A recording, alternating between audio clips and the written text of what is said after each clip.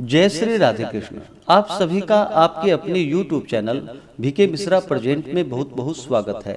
आइए आज आप सब सुनेंगे संतान सप्तमी व्रत की कथा। भाद्रपद मास शुक्ल पक्ष की सप्तमी तिथि के दिन संतान सप्तमी का व्रत धारण किया जाता है।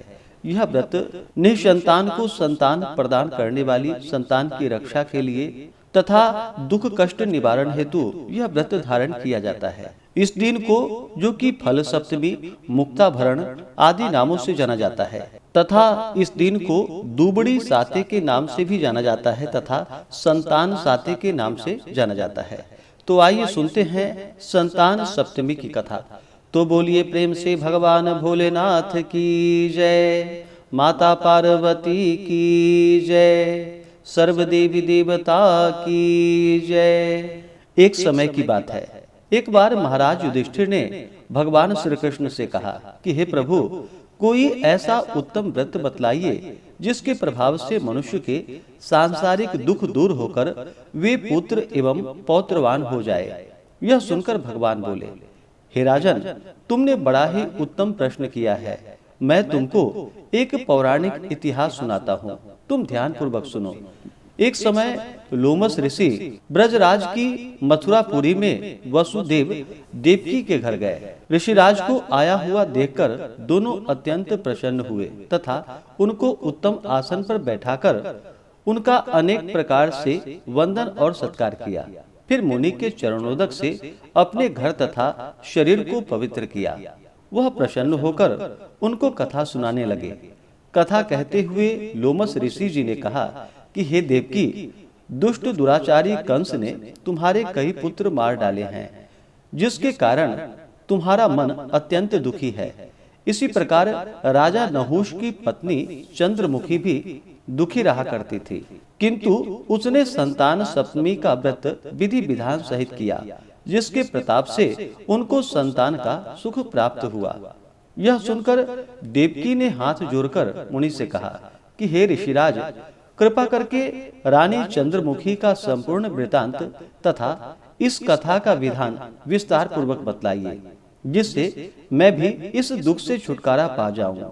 लोमस ऋषि जी ने कहा कि हे देवकी, अयोध्या का राजा नहुष थे। उनकी पत्नी चंद्रमुखी अत्यंत सुंदर थी। उनके नगर में विष्णुगुप्त नाम का एक ब्राह्मण रहता था। उसकी स्त्री का नाम भद्रमुखी था। वह अत्यंत ही रूपवती और सुंदर थी। रानी और ब्राह्मणी में अत्यंत प्रेम था। एक दिन दोनों सरयू नदी में स्नान करने के लिए गए। वहां उन्होंने देखा कि बहुत सी स्त्रियां सरयू नदी में स्नान करके निर्मल वस्त्र पहन करके एक मंडप में शंकर एवं पार्वती की मूर्ति को स्थापित कर पूजा कर रही थी। रानी और ब्राह्मणी ने यह देखकर उन स्त्रियों से पूछा कि हे बहनों, तुम यह किस देवता का और किस कारण से पूजन व्रत आदि कर रही हो? यह सुनकर स्त्रियों ने कहा कि हम संतान सप्तमी का व्रत कर रहे हैं और हमने शिव पार्वती का पूजन चंदन आदि से षोडशोपचार विधि से किया है। यह सब ऐसी पुनीत संतान सप्तमी का व्रत विधान है। यह सुनकर रानी और ब्राह्मणी ने भी इस व्रत के करने का मन बना लिया। मन में संकल्प किया और घर वापस लौट आई। ब्राह्मणी भद्रमुखी तो इस व्रत को नियम पूर्वक करती रही, किंतु रानी चंद्रमुखी राजमद के कारण कभी इसको करती, कभी नहीं करती, कभी भूल हो जाती। कुछ समय बाद दोनों मर गई। दूसरे जन्म में रानी बंदरिया और ब्राह्मणी ने मुर्गी की योनि पाई, परंतु ब्राह्मणी मुर्गी की योनि में भी कुछ नहीं भूली और भगवान शंकर तथा पार्वती का ध्यान करती रही। उधर रानी बंदरिया की योनि में भी सब कुछ भूल गई। थोड़े समय के बाद दोनों ने यह देह भी त्याग दी। अब इसका तीसरा जन्म मनुष्य योनि में हुआ।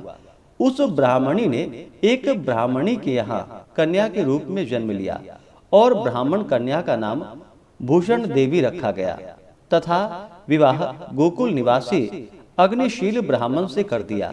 भूषण देवी इतनी सुंदर थी कि वह आभूषण रहित होते हुए भी अत्यंत सुंदर लगती थी। कामदेव की पत्नी रति भी उसके सम्मुख ल जाती थी। भूषण देवी के अत्यंत सुंदर, सर्वगुण संपन्न, चंद्रमा के समान, धर्मवीर, कर्मनिष्ठ, सुशील स्वभाव वाले 8 पुत्र उत्पन्न हुए। यह सब शिवजी के व्रत का पुनीत फल था। दूसरी ओर शिव विमुख रानी के गर्भ से कोई पुत्र नहीं हुआ। वह निसंतान दुखी रहने लगी। रानी और ब्राह्मणी में जो प्रीति पहले जन्म में थी वह अभी भी बनी रही। रानी जब वृद्ध अवस्था को प्राप्त होने लगी तब उसके गूंगे बहरे तथा बुद्धिहीन अल्प आयु वाला पुत्र हुआ। वह 9 वर्ष की आयु में इस क्षण भंगुर संसार को छोड़कर चला गया। अब तो रानी पुत्र शोक से अत्यंत दुखी हो व्याकुल रहने लगी। दैव योग से भूषण देवी भी ब्राह्मणी रानी के यहाँ अपने पुत्र को लेकर पहुंची। रानी का हाल सुनकर उससे भी बहुत दुख हुआ, किंतु इसमें किसी का क्या वश। कर्म और प्रारब्ध के लिखे को स्वयं ब्रह्मा भी नहीं मिटा सकते। रानी कर्मच्युत भी थी, इसी कारण उसे दुख भोगना पड़ा। इधर रानी ब्राह्मणी के इस वैभव और 8 पुत्रों को देखकर अपने मन में ईर्ष्या करने लगी तथा उसके मन में पाप उत्पन्न हुआ। उस ब्राह्मणी ने रानी का संताप दूर करने के निमित्त अपने 8 पुत्र रानी के पास छोड़ दिए। रानी ने पाप के वशीभूत होकर उस ब्राह्मणी पुत्रों की हत्या करने का विचार बना लिया और उस विचार से लड्डू में विष मिलाकर उसको खिला दिया। परंतु भगवान शंकर की कृपा से एक भी बालक की मृत्यु नहीं हो पाई। यह देखकर तो रानी अत्यंत ही आश्चर्यचकित हो गई और इस रहस्य का पता लगाने की मन में ठान ली। भगवान की पूजा से निवृत्त होकर जब भूषण देवी आई तो रानी ने उससे कहा कि मैंने तेरे पुत्रों को मारने के लिए इनको जहर मिलाकर लड्डू खिला दिया, किंतु इनमें से एक भी पुत्र नहीं मरा। तूने कौन सा दान पुण्य व्रत किया है जिसके कारण तेरे यह पुत्र नहीं मरे और तू नित नए सुख भोग रही है? तेरा बड़ा सौभाग्य है। इसका भेद तू मुझसे निष्कपट होकर समझाकर मुझसे कहो, मैं तेरी बड़ी ऋणी रहूंगी। रानी के ऐसे दीन वचन को सुनकर भूषण ब्राह्मणी कहने लगी, सुनो, तुमको 3 जन्म का हाल कहता हूँ, सो ध्यान पूर्वक सुनना। पहले जन्म में तुम राजा नहुष की पत्नी थी और तुम्हारा नाम चंद्रमुखी था और उस समय मेरा नाम भद्रमुखी था और मैं ब्राह्मणी थी। हम तुम दोनों अयोध्या में रहते थे और मेरी तुम्हारी बड़ी ही प्रीति थी। एक दिन दोनों सरयू नदी में स्नान करने के लिए गए और दूसरी स्त्रियों को संतान सप्तमी का उपवास, शिवजी का पूजन अर्चन करते देखकर हमने इस उत्तम व्रत को करने की प्रतिज्ञा की थी, किंतु तुम सब कुछ भूल गई और झूठ बोलने का दोष तुमको लगा और तुम आज भी उसे भोग रही हो। मैंने इस संतान सप्तमी का व्रत आचार विचार सहित नियम पूर्वक सदैव किया है और आज भी करती हूँ। दूसरे जन्म में तुम बंदरिया का जन्म लिया और मुझे मुर्गी की योनि प्राप्त हुई। भगवान शंकर की कृपा से इस व्रत के प्रभाव तथा भगवान को इस जन्म में भी न भूली और निरंतर उस व्रत को नियमानुसार करती रही। तुम अपने बंदरिया के जन्म में भी भूल गई। मैं तो समझती हूँ कि तुम्हारे ऊपर यह जो भी भारी संकट है उसका एकमात्र यही कारण है और दूसरा कोई इसका कारण नहीं हो सकता। इसलिए मैं तो कहती हूँ अब भी संतान सप्तमी का व्रत को विधि सहित तुम करो, तुम्हारा यह संकट अवश्य ही दूर हो जाएगा।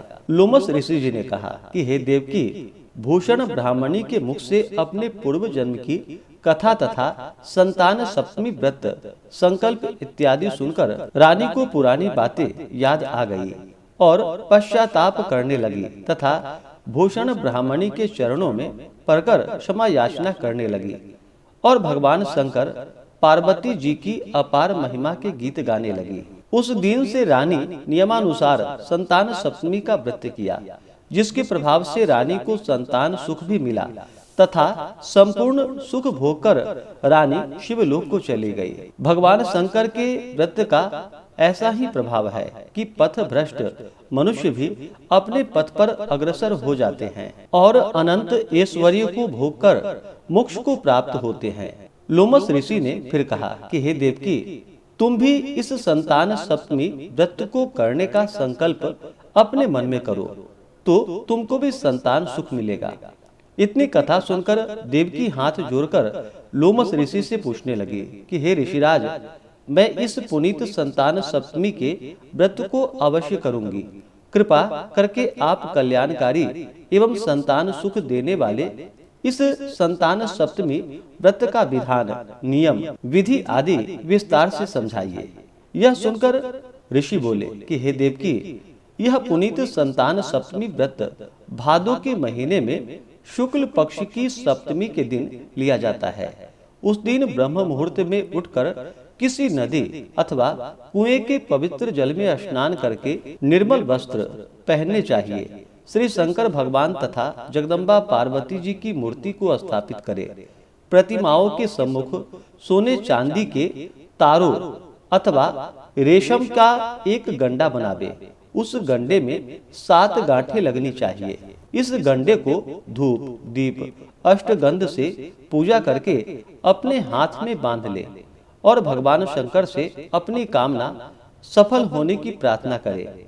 तदंतर 7 पुआ बनाकर भगवान को भोग लगावे और 7 ही पुए एवं यथाशक्ति सोने या चांदी की अंगूठी बनाकर इन सब को एक तांबे के पारा में रखकर और उसका षोडशोपचार विधि से पूजन करके किसी सदाचारी धर्मनिष्ठ सतपात्र ब्राह्मण को दान देवे। उसके पश्चात 7 पुआ स्वयं प्रसाद के रूप में ग्रहण करे। इस प्रकार इस संतान सप्तमी व्रत का पारायण करना चाहिए। प्रति साल की शुक्ल पक्ष की सप्तमी तिथि के दिन हे देवकी, इस व्रत को इस प्रकार करने से समस्त पाप नष्ट हो जाते हैं और भाग्यशाली संतान उत्पन्न होती है तथा अंत में शिवलोक की प्राप्ति होती है। हे देवकी, मैंने तुमको संतान सप्तमी का व्रत संपूर्ण विधान विस्तार सहित वर्णन किया। उसको अब तुम नियम पूर्वक करो, जिससे तुमको उत्तम संतान पैदा होगी। इतनी कथा कहकर भगवान आनंद कंद श्री कृष्ण ने धर्मावतार युधिष्ठिर से कहा कि श्री लोमस ऋषि इस प्रकार हमारी माता को शिक्षा देकर चले गए। ऋषि के कथानुसार हमारी माता देवकी ने इस व्रत को नियमानुसार किया, जिसके प्रभाव से हम उत्पन्न हुए। यह व्रत विशेष रूप से स्त्रियों के लिए कल्याणकारी है, परंतु पुरुषों को भी समान रूप से कल्याणदायक है। संतान सुख देने वाला, पापों का नाश करने वाला यह उत्तम व्रत है। नियम पूर्वक जो कोई इस व्रत को करता है और भगवान शंकर और पार्वती की सच्ची मन से आराधना करता है, निश्चय ही वह अमर पद प्राप्त कर अंत में शिवलोक को जाता है। तो बोलिए प्रेम से भगवान भोलेनाथ की जय। संतान सप्तमी की स्तुति। हे दया सागर, दया कर दास को संतान दो। दीन बंधो, दीन इस प्रार्थना पर ध्यान दो। पुत्र बीन यह व्यर्थ जीवन भार सा लगता है। हे हरे दीप जन के कल्पतर प्रभु, पुत्र शिक्षा दान दो। गृहिणी घर में बिलखती रात दिन, आत्मज बीन गोदी इसकी जल्दी भर दो। पुत्र भिक्षा दान दो। पाप जन्म विघ्न बाधा और सब हर लो। मेरे अनेक दुष्ट कृतों की और मत कुछ ध्यान दो। है नहीं अवलंब मेरी सब कृपा, तेरी बिना रोते हुए के आंसुओं को पोंछकर संतान दो। दुख सागर में बढ़ा हूँ प्रभु, नाविका बनो। अवलंब मैं संतान रूपी, हे प्रभु जलदान दो। पापी न मुझसा अन्य कोई होगा, पाप हर तुमसा नहीं। आप अपने दास पर ही दीन बंधो ध्यान दो। संतान भिक्षा मांगता कर जोर कर, विनती विगत हो मुझ भिखारी को प्रभु, अब पुत्र भिक्षा दान दो। तो बोलिए प्रेम से शंकर भगवान की जय। माता पार्वती की जय। सर्वदेवी देवता की जय। तो आशा करता हूँ कि यह जानकारी आपको अच्छा लगा हो। इसी प्रकार से ज्ञानवर्धक जानकारियाँ प्राप्त करते रहने के लिए, व्रत पूजा के बारे में जानने के लिए कथा को सुनने के लिए चैनल पे अगर आप पहली बार आए हैं तो चैनल को लाल बटन दबा करके सब्सक्राइब करें, साथ में बेल आइकन घंटी को दबाएं ताकि आने वाली वीडियो का नोटिफिकेशन आपको समय से मिलता रहे। वीडियो को लाइक करें, शेयर करें। सुखी रहें और स्वस्थ रहें। जय श्री राधे कृष्ण। धन्यवाद।